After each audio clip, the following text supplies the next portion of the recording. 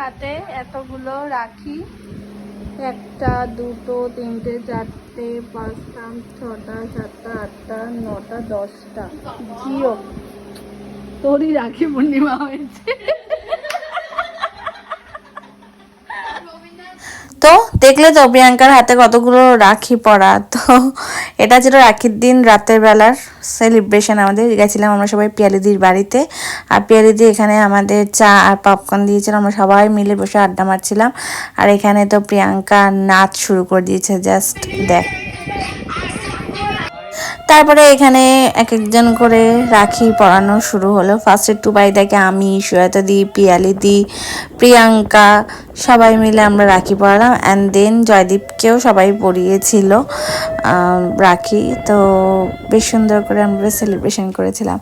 আর পিয়ালি দি যেহেতু একটা cloud kitchen চালায়, তো নিজে সব রান্না করেছিল, পাও ভাজি করেছিল, আর যে মানে যে কি বলবো তরকারিটা করে সেটা মানে একটা দারুণ হয়েছিল খেতে।